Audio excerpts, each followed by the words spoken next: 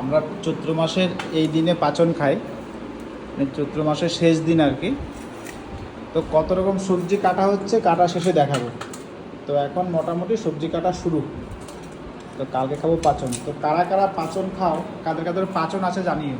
এটা অ্যাকচুয়ালি বিশেষ করে বাঙালিদের, বাংলাদেশিরা, তারপরে আসামের লোক, ত্রিপুরার লোক, পূর্ববঙ্গের লোকরা বেশি খায়, তাই না? এই দেশের লোক সেরকম অত খায় না। এদেশেও খায়, এখানে আমি ম্যাক্সিমাম সব বাড়িতে জিজ্ঞেস করলাম পাচন। ঠিক আছে, যাই হোক, এখন পাচনের সবজি কাটা চলছে।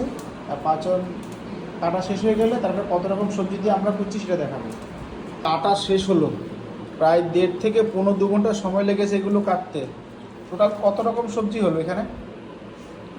তাই 1 2 3 4 5 6 7 8 9 10 10।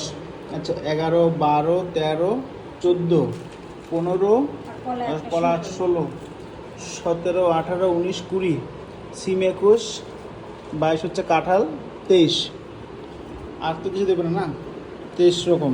তো মোটামুটি 23 রকমের এখন সবজি কাটা হয়েছে। প্রায় 2 ঘন্টা সময় লেগেছে কাটতে। এইভাবেই কষ্ট করে হিন্দু ধর্মের মেয়েরা পাচন রান্না করে খাওয়ায় বাড়ির সবাইকে। তো যাই হোক, কষ্ট করে করছে, করার পরে তোমাদেরকে দেখাবো পাচন কেমন হয় খেতে। কি এটা কি? তো দেখো, আমার গাছ লাগানো সার্থক। ঠাকুরের পায়ে ফুল পড়েছে মানে হচ্ছে আমি সার্থক। যে গাছের পিছনে যে এত টাকা খরচা করি, এগুলো প্রত্যেকটা ফুল আমার গাছের ফুল, এই যে প্রত্যেকটা ফুল। তো তাই বললাম যে আমার গাছ লাগানো সার্থক হয়েছে, ঠাকুরের পায়ে দিতে পেরেছি।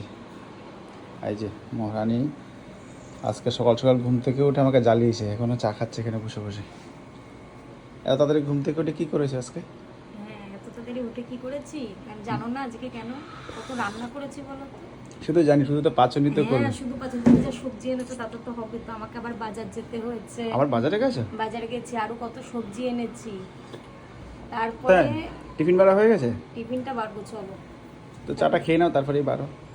আরাম করে একটু চাটা খেয়ে নাও। পাচন, অবশ্য পাচন এখানের মানুষ অত খাই কিনা জানি না, কিছু মানুষ তো খায়।